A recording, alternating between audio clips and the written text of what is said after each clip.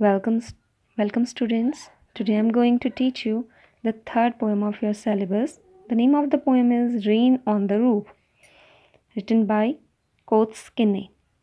As the title refers, Rain on the Roof. The title is about rain. And it is a nostalgia. Nostalgia means about the past memories of someone. The poet recalls his past memories in this poem. Let's start the poem. When the humid shadow hovers over all the starry spheres, and the melancholy darkness gentle weeps in rainy tears. What a bliss to press the pillow of a cottage chamber bed and lie listening to the patter of the soft rain overhead. In this stanza, the poet represents two opposite feelings, sadness and happiness. So let's see the difficult words. Humid shadow. Humid shadow means full of humidity. Here it refers to cloud. Hover means moving around. Starry sphere means sky full of stars. Melancholy means sad and bliss means blessings.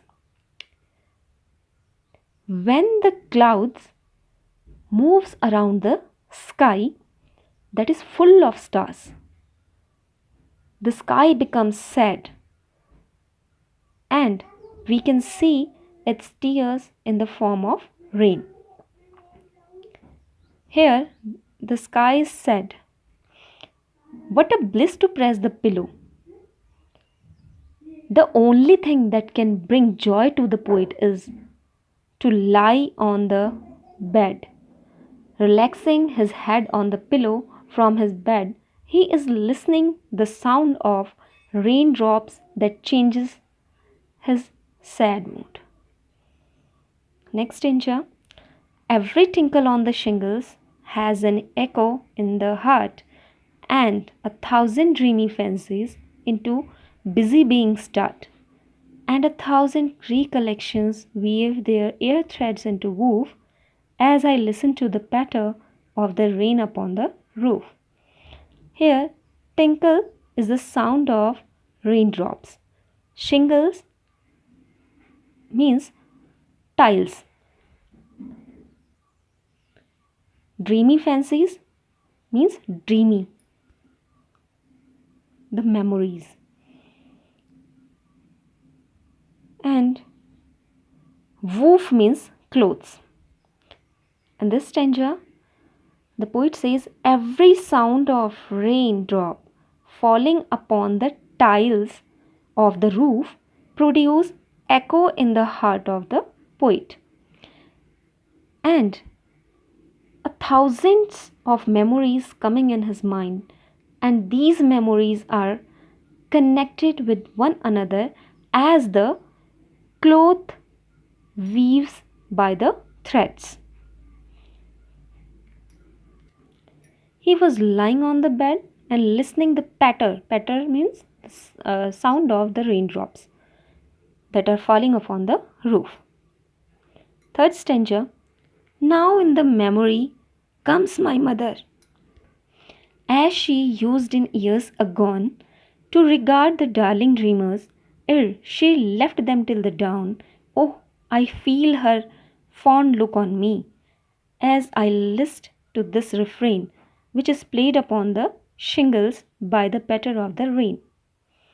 Here, agone means ago, and darling dreamers means the children that are sleeping and having dreams.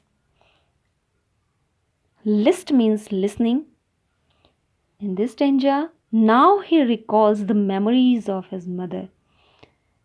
He remembers that during his childhood, his mother used to look at him and his siblings as they were sleeping and having pleasant dreams. His mother would come to look at them every night, for she knew she would not see them again till the next morning. His mother bent down and watch over him in particular. These memories are invoked as he listens to the rhythm of the raindrops that are falling upon the roof. Students, this is the explanation of the poem. Now I will tell you the poetic devices used in the poem. First of all, we will discuss the rhyme scheme of the poem. So, here in the first line, A, hover. Next, spheres. It's not rhyming with the first line, so that B. It's not darkness. Darkness is not rhyming with these words, so that C. Here, tears rhymes with spheres, that's why it's again B. Pillow, it's not rhyming with these lines, that's why D.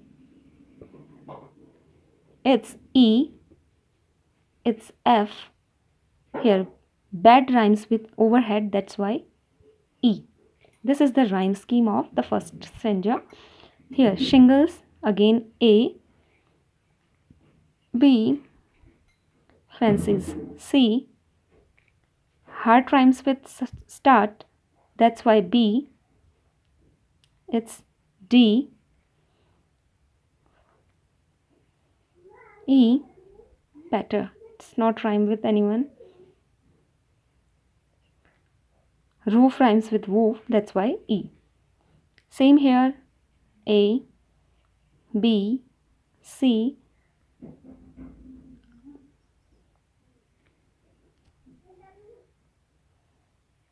B, D, E, F, E.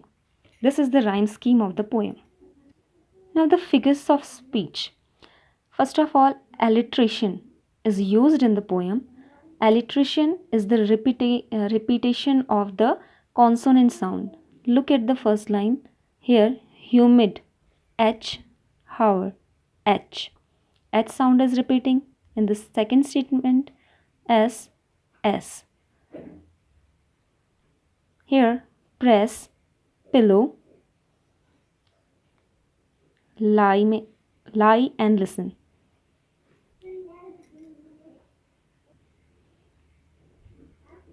Here, busy, being. There, threads. Here, darling dreamers. D sound is repeating here. That's why here is alliteration. Second poetic device is used, onomatopoeia. Onomatopoeia is the device that is used for the sound words. Means the words that are related to sound. So here in the first stanza, patter is used for the sound. Here tinkles, and here again patter, patter. In these words there is onomatopoeia. Next, personification is used. As you know, the personification is the device that we used for the non-living thing when we consider them as a living being. Here, in this third line, gently weeps in the rainy tears. Here, it's weeping is an activity of a human being, but here it refers for the darkness. So that in this word, personification is used. Personification is used for darkness here. And here, and a thousand recollections weave their air threads into woof. As you know, memories never weave. Weaving is the activity of human being, so that here recollections is used. Here recollections is used for the personification. Personification is used in recollections. Next poetic device is used here, Transfer epithet. Transfer epithet is a device where an adjective comes with a noun but it qualifies something else. Here, melancholy darkness. In this, melancholy darkness never became sad, but people became sad. So that here and dreamy fancies. Fancies never dream means memories never dreams, so that here also people dreams. Here it refers to people. In these two lines, transfer epithet is used. Now, the last poetic device that is used in the poem is metaphor. As you know, metaphor is a device which compares two things that are unlike. Here, humid shadow. Humid shadow means, I already told you, humid shadow full of humidity means here humid shadow compared with clouds.